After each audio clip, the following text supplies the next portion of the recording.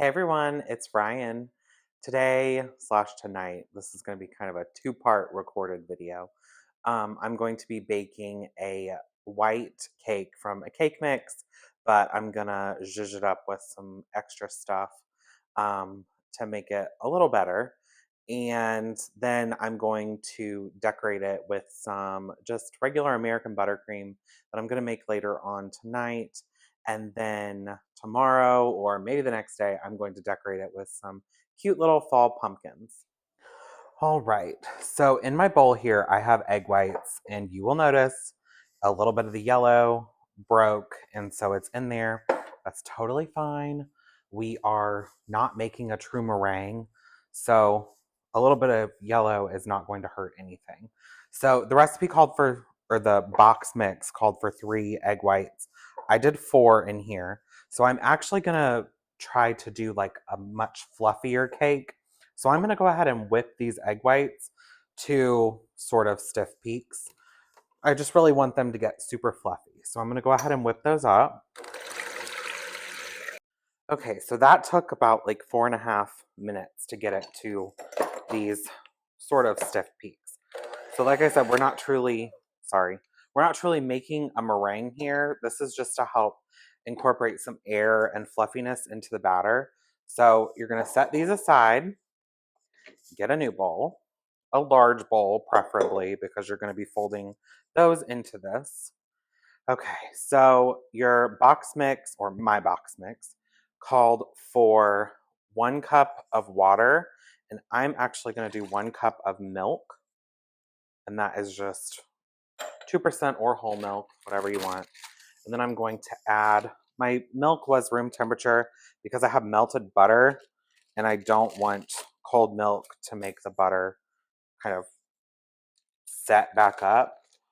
So I'm going to go ahead and add the cake mix. And then the recipe calls for 1/2 cup of vegetable oil. And I am adding 1 cup of melted butter.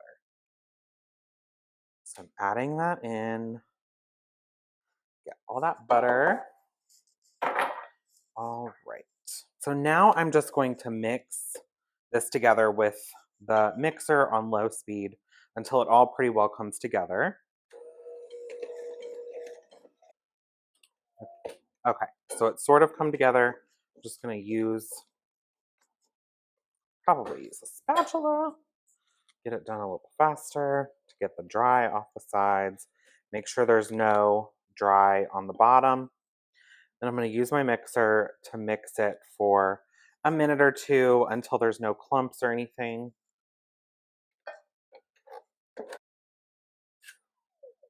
All right. So I do have my little countertop oven on behind me, just because I didn't want to heat up the whole big oven. So now I'm going to take just a spatula of the egg whites. These are kind of your sacrificial egg whites. You're just going to gently fold those in. This is to kind of just start so that you don't add in all of it at once. So now I'm going to add in about half of what's left.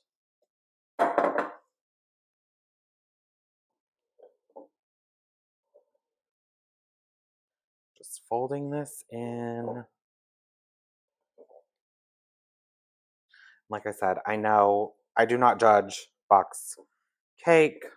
I love box mix cake. I actually prefer it a lot of times. So this is just a way to kind of make it your own, add a little more deliciousness with butter and milk, make it a little more rich. I'm just going to fold in the rest of the egg whites. And you can see how that batter got.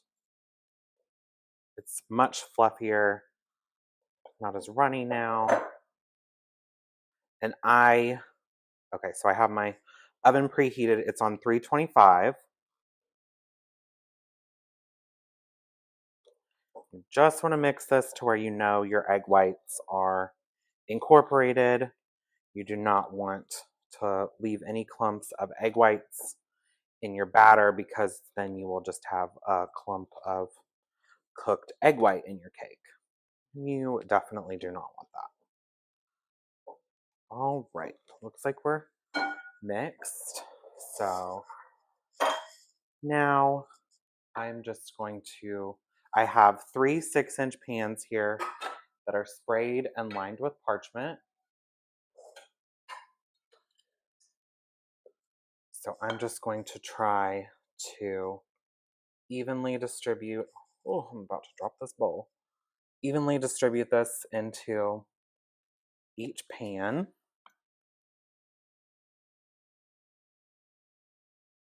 You could use a scale if you want to. Use a scoop, which is what I normally do.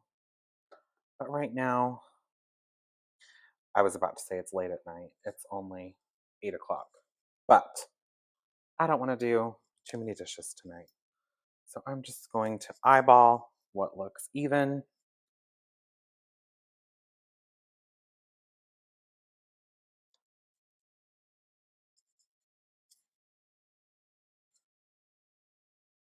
That looks good to me. So now I'm going to put this in the oven and I'm going to give it about 10 minutes and then I'm going to turn them or rotate them just in case there's like a hot spot in the oven. You want to make sure. I always try to rotate everything that I bake, especially if I'm not using a convection oven, because the air doesn't flow around as well. And you just want to make sure that all of your cake layers look the same. All right, I'm going to put these in the oven and I will come back and show you what they look like when they're done. And in the meantime, I'm going to wash this stuff up and then start making the buttercream. All right, so I ended up letting these go for 15 minutes before I'm going to, sorry, I'm trying to run the camera, before I turned them because they were a little too jiggly at 10 minutes. So I am getting ready to turn those and rotate them, and I'm about to make the icing. All right, so for my icing, I'm just doing like a just American buttercream. I am going to use shortening. I know some people are kind of against using shortening in their icing, but sometimes I just really want that in my icing. So tonight, that's what we're doing. So in my bowl, I already had 1 pound of butter softened, and then this is 2 cups of shortening. So for those of you that saw my last video, you know that we adopted a little girl. And for those of you that didn't, this is brand new information. So it's been kind of difficult trying to record videos lately because of that.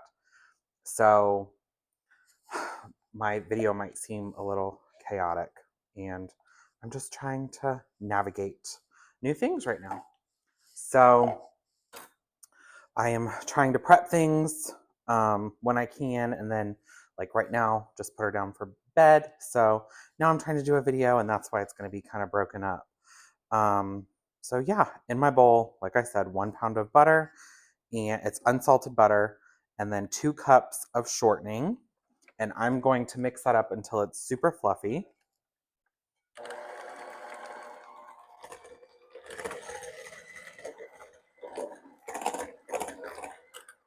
And you could do this in a stand mixer. I chose, because I already had all this stuff out, I needed to wash it anyway. I didn't want to lug out my stand mixer, so I'm just doing it like this tonight. All right, that is all mixed together and nice and fluffy.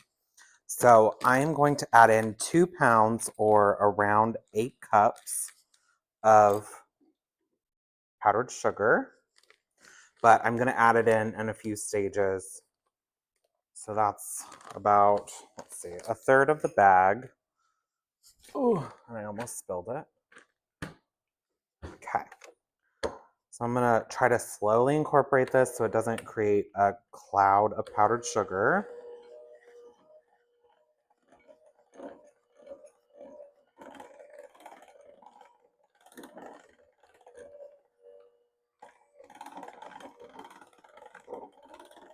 Okay, now I'm going to turn it up to high and let it fully incorporate.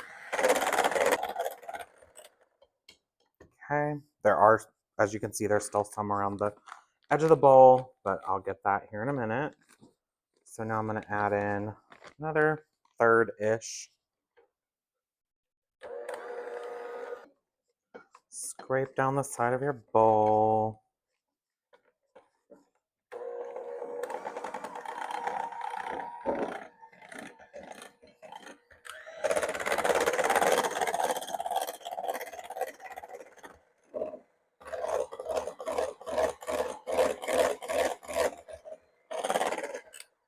Okay, I'm going to add the last powdered sugar.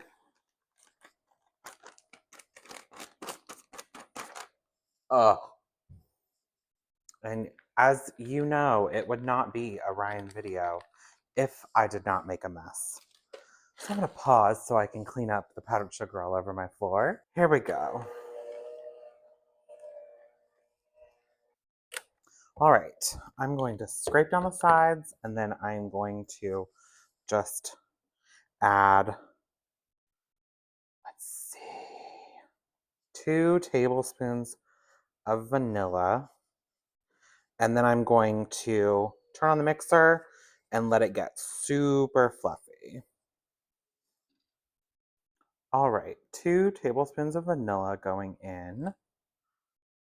And if you wanted your buttercream to stay a little more white and not be super ivory like this is going to be because of the brown vanilla, you could use clear vanilla. That's your call. This is all I have right now. And honestly, the color doesn't really matter. So I have seen and done the, sorry, I keep talking when I turn this on. I have seen and done the purple food coloring trick to try to make it a little more white, and that does work. So you could add a little purple food coloring to this.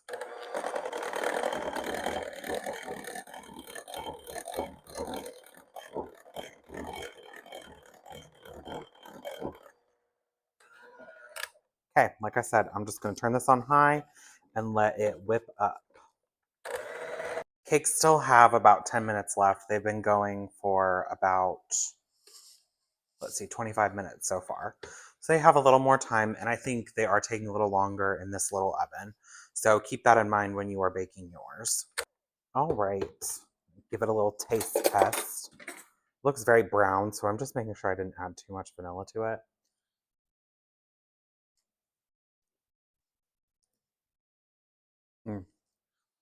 No, this is perfect.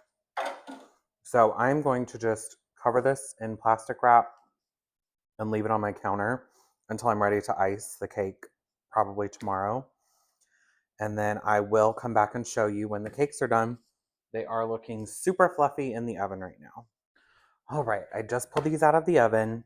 These two did get a little darker on top. Like I said, this little countertop oven, the heat does come from the top and these pans are very close to the top of the oven. So they did get a little warmer on the top. This one, I tested a little too soon, so it sank a little. With the egg whites, the addition of the egg whites, you do have to be careful with moving the pans a little too early before the cake is fairly set. And if you move it too soon, you will risk them deflating like that one. But they've pulled away from the edge. They bounce back when you touch them. So these are done. I'm going to wait a few minutes, let these cool down just a little bit, and then I'm going to flip them out onto a cooling rack, put them in the fridge, and then once they're cool, I'm going to wrap them in plastic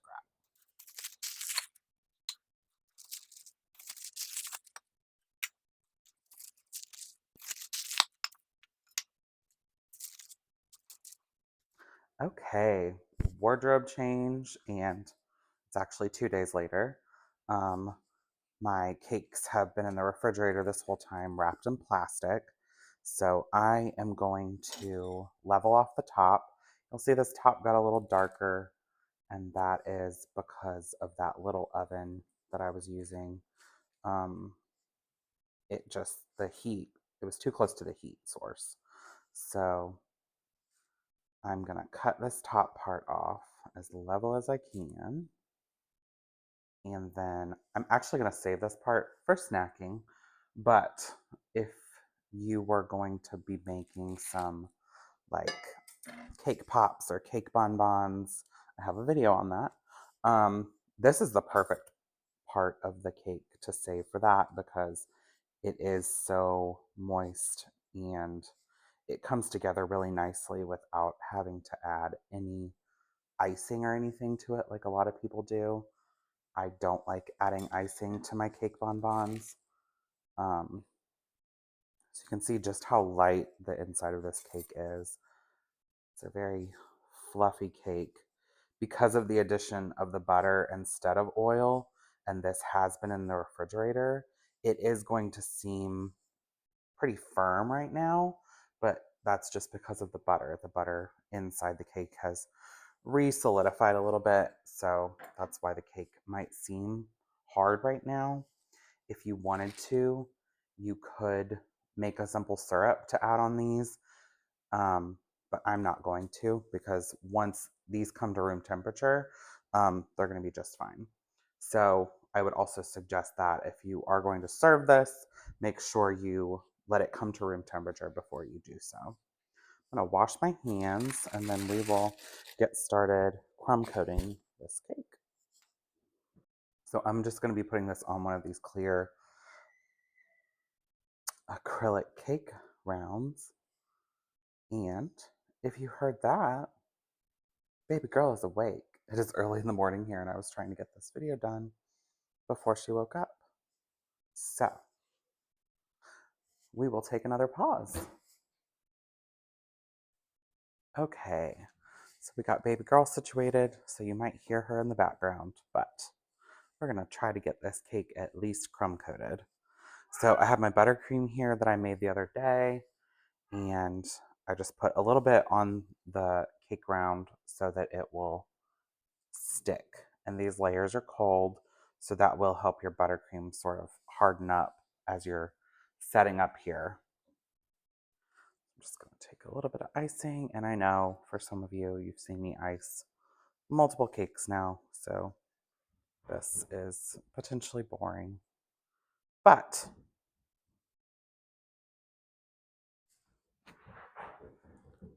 some people are still learning how to ice cakes. So I do, for the bottom one, I do the bottom down so that it's as level as can be.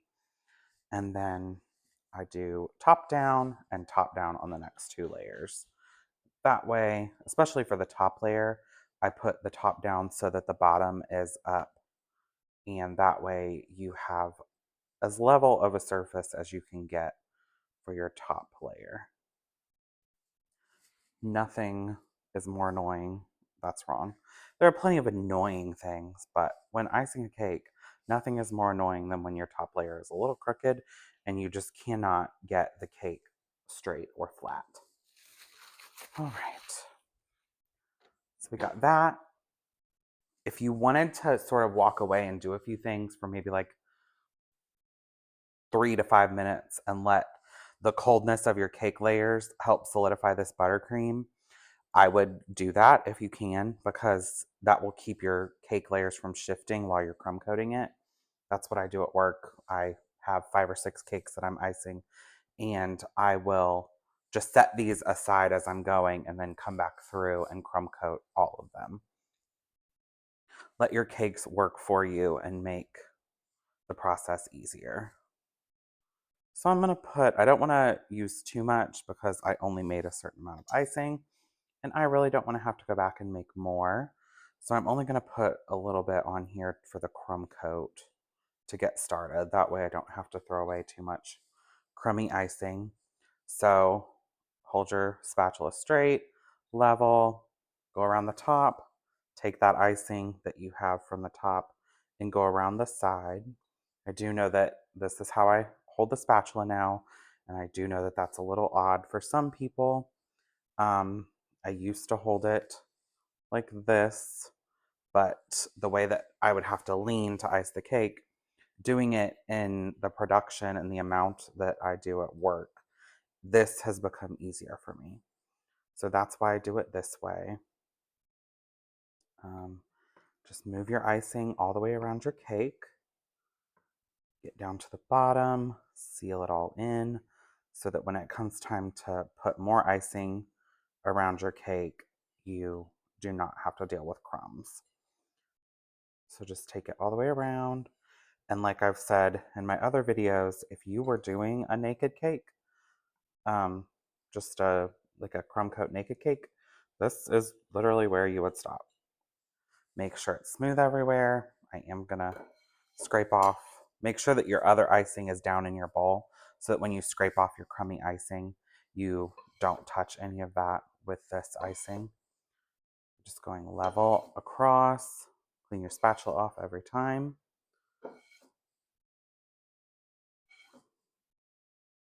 And then this is going to go in the fridge for 10 to 15 minutes so that it can harden up. And then while that is happening, I'm going to make my color bags, and I might actually do like sort of a separate video for smooth icing, different ways of smooth icing the outside of a cake. There are many different ways to do it. There's no right way. It's whatever way works best for you. So I can show you some of the ways that I like or have used in the past, and what method I currently use. So yeah, I think I might do that just in a separate video, which will be with this cake as well. Okay, while my cake, my crumb coated cake is setting up in the fridge, I am going to make the different colored icings for the little pumpkins that are going to go around the side. I'm just going to do like an ivory and an orange. So once again, I do not have my cake completely iced yet, so I want to make sure that I leave enough icing in my bowl to finish the outside of the cake. In two of my bags here, these are not my favorite bags. I just found a stash of them that I have. I will link the piping bags that I like down in the description. I just have the Wilton 1M tip, so it's just a large star tip. So my icing is already sort of a little off-white because of the brown vanilla extract that I added to it, but I am going to add just a little bit more ivory food coloring. And I will have my food colorings that I like to use linked down in the description as well.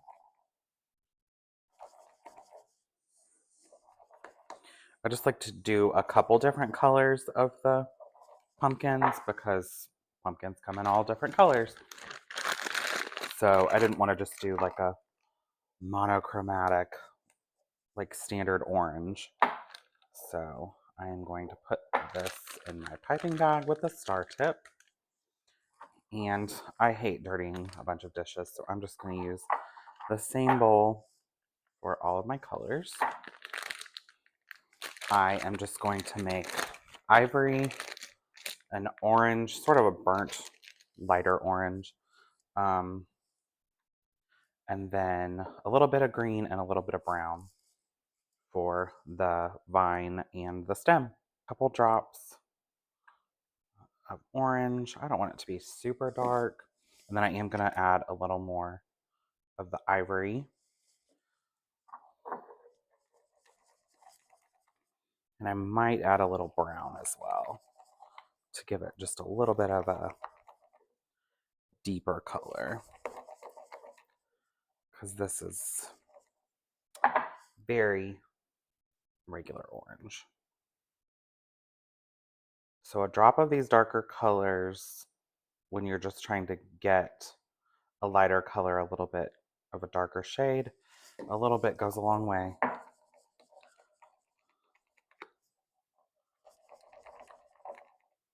Sorry, that's probably an annoying sound. So it just softened that orange a little bit. And that's what I wanted.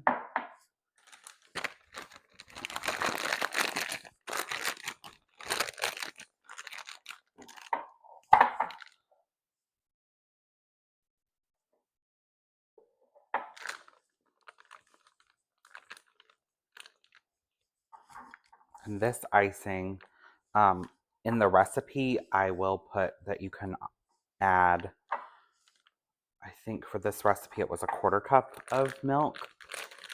If you needed, if for some reason you needed oh, I don't know what that word was, needed the icing to be a little softer. But this icing is actually very soft already. So I definitely did not add any milk to this.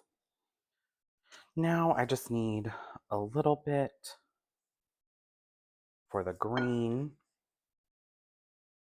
And for this, I'm just going to put it straight into a piping bag and cut a little bit of the tip of the piping bag off. If you're not comfortable with that, or you don't think it gives you the finish that you want, you could put a coupler in there and use like a 2 or a 3 tip to pipe these. Again, I'm going to add just a drop of brown to take this from like a primary green to a little bit of more fall green.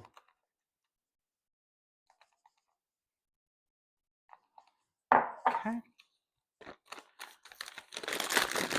Roll your piping bags down when you're adding your icing to them so that you do not have icing all over the top and make a huge mess.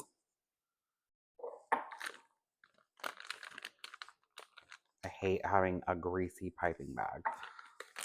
That's why I always roll down the top.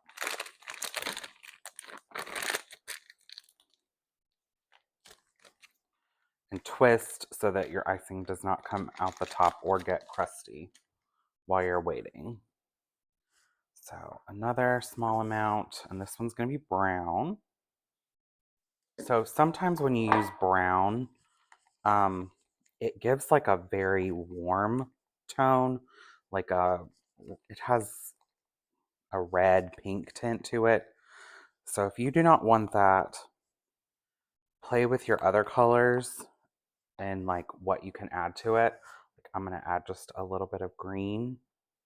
And there was some green in the bowl already from making that last color, but not quite enough.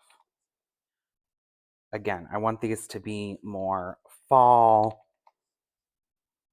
a little bit weathered look, I guess. So that brought back the brown tone. It's not as red or pink. And this icing does color very well. Some icings, if it has too much butter or the ratios are a little off, if you add too much color, it will start to separate. So this icing is coloring very well. And you'll know what I mean if you get a batch of icing that doesn't want to take color very well. You'll see a lot of streaks in your icing and you'll actually start getting dark patches of the food coloring. Okay, I'm going to clean up and then I think we're ready to ice the outside of that cake. So the crumb coat has set up and I am going to finish icing the outside. So in this video, I am going to ice the outside how I normally do now. But if you want to see some other ways of icing the outside and getting a smooth surface, check out another video that I will post. So to start off with, when you have your bowl of icing, you really want to make sure that you sort of stir it down to get rid of any of the bubbles. If you have enough to fill up a stand mixer bowl, turn on your stand mixer on a low speed and let it go for a few minutes, and that will work out the bubbles in your icing. So you're going to take a pretty generous amount of icing and put it on the top of your cake. Go in pretty flat again and just sort of pushing toward the outside of your cake. Go around, smooth it out, and then keep what's on your spatula and just start working down your cake. And I would normally do this over here, But to show you, I'm trying to do it this way so you can see. And I'm sorry for all the shadows. I did not set up my light this morning.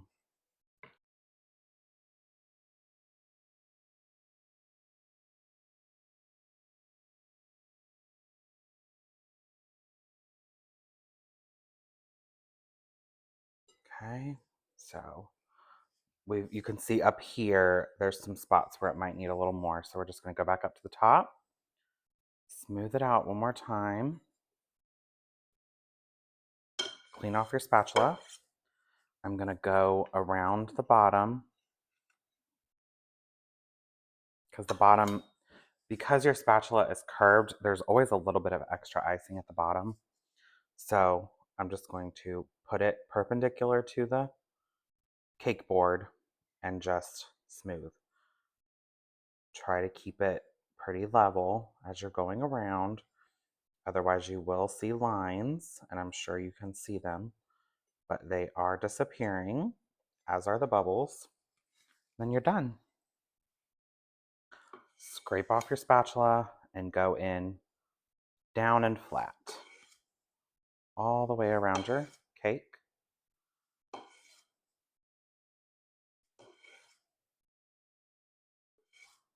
And you will possibly see some bubbles forming up here on the top, and that is okay. We will do our best to get rid of those. If it doesn't get rid of them, I'll show you what we can do. So you can see there's more bubbles forming up here at the top. Don't freak out. Get a little bit of your icing that you scraped off. Go back over the top.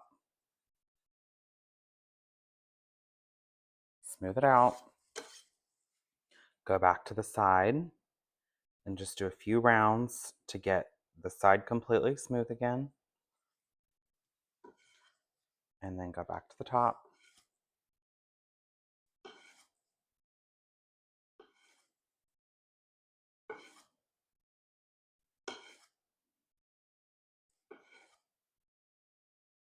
Sometimes the icing is just, it doesn't want to work with you and it gets frustrating, and sometimes you just have to learn to walk away and let it be what it is. If you needed to put a border on the top of the cake, I wouldn't really be too concerned with these little bubbles around the side. So I'm going to leave it like that. I think it looks fine. That would be perfectly acceptable to send out. And also, with this cake, we're going to have pumpkins all over the side of it. So if you wanted to leave this as a naked cake or a little bit of a rougher texture, that would be completely fine. So I am going to scrape all this off to do another video of different icing methods. So like I said, if you want to check that out, do so, and then I will come back and decorate this one.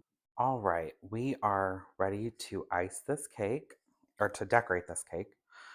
Anytime I am decorating the side of a cake, I always elevate it. So right now I have it on a little cake stand. So it's just easier to bring whatever it is you're working on up to your level rather than have to stoop down and be bent over decorating something. So this is the back where there's a crease, that's always the back.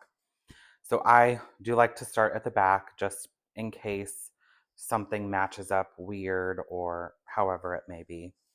So I am going to start with my orange, and these are going to be very simple pumpkins. Again, we have just a star tip. So we are going to go in and just make some little lines. Just make them look like little pumpkins. So I am going to do, I'll try to do this one a little more centered so you can see. I am going to do some taller pumpkins, skinny. These pumpkins are all different shapes, sizes, colors. And we'll do some little pumpkins. So I'm just going to do this all the way around. And you could do some sort of like they're oddly shaped and leaning over.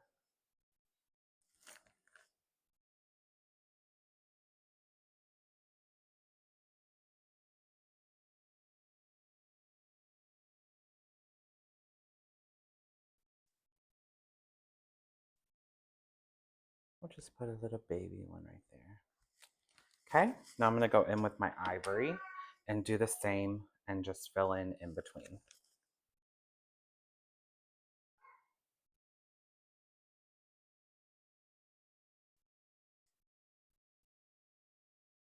Little baby one. We can got a big space here to fill. So we can do like a bigger pumpkin here. We'll do like a little skinny tall cream one.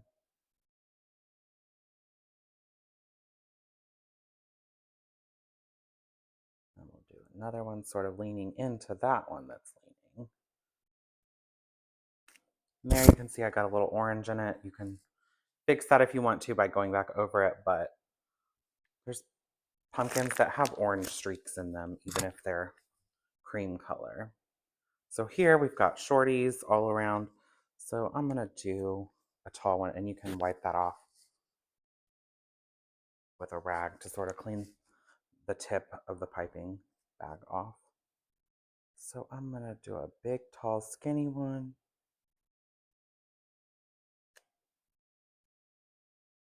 Okay, pumpkins are done. I might add just a little something there. Okay, so now I'm gonna go in with the brown, and I'm just going to cut, let's see if I can get it to focus. I'm just gonna cut a little bit of that tip off.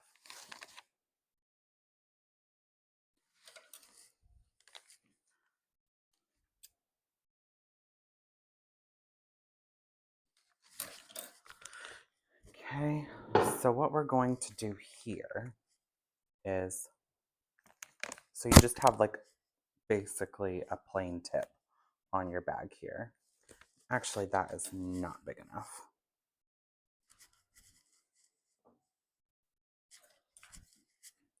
So because this is the stem, I do want like a little bit of a sort of larger tip cut. So if you're using piping tips, I would use maybe a 4. So what you're gonna do is you are, oh, careful. Just told myself to be careful. So I'm just gonna pipe little stems on there. Nothing fancy.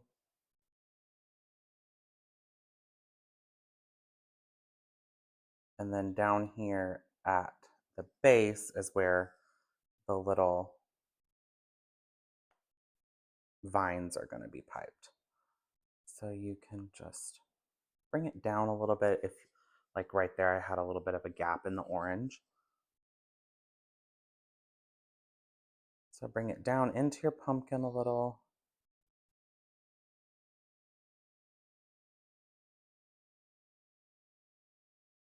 See, we have leaning one over here.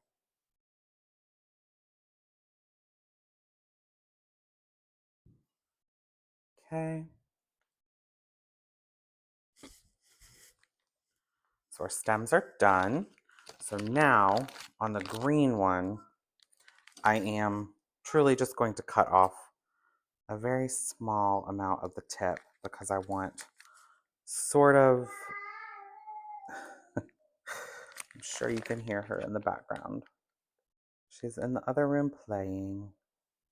Sure, she'll be excited to have some cake here in a little bit. So I just want little skinny vines. I'm going to show you, if it'll focus, on my finger what I'm going to do. I'm just going to just sort of let it do its thing.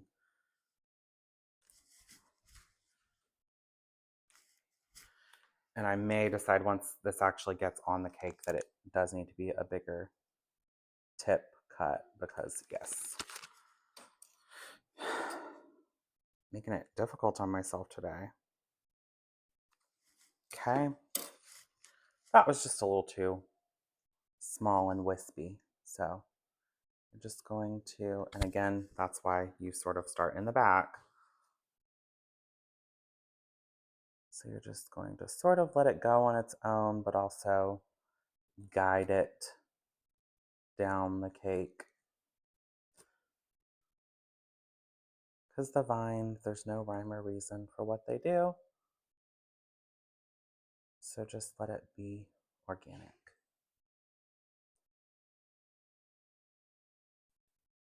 And you can go up the cake if you want to. And you see, as I said, the lighting's a little off. But again, because of the brown vanilla extract, those cream pumpkins do sort of blend in with, ooh, see that? Big old air bubble. So we might have found a new back to our cake. I'll show you what we do with that because that happens all the time. All right, so this used to happen to me a lot delivering wedding cakes because sometimes a little bit of air does get inside the cake between the icing and the cake or however it may happen. So delivering wedding cakes, bouncing in the car, this would happen frequently. So if this happens to you, do not freak out. What I'm gonna do is I'm going to stab it over here, and you could see that it already started to deflate. And then I have just a little small offset spatula, and you're just going to push toward where you poked the hole. And this was a larger air bubble than what it looked like. So I'm going to show you what we're going to do here. Grab your orange. So we are going to make this little bitty pumpkin into a big pumpkin and cover that up. Then we will add our little stem.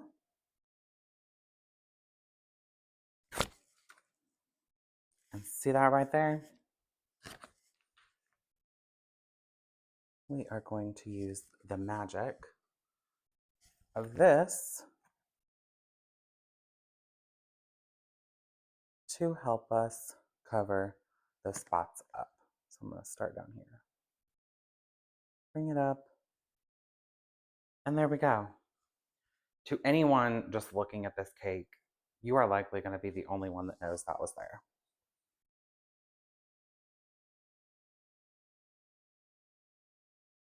Now me, 12, 13 years ago, doing cakes would have freaked out if that would have happened to me. I would have probably taken all of this decoration off and re-iced the entire cake. Now I've learned you have to troubleshoot, and stuff like that is going to happen all the time.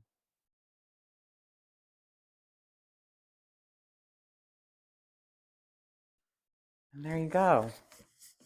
You have a cute little pumpkin cake that could be the centerpiece for any of your little holiday parties or just to have on the counter if you want some cake, because that's what's going to be here.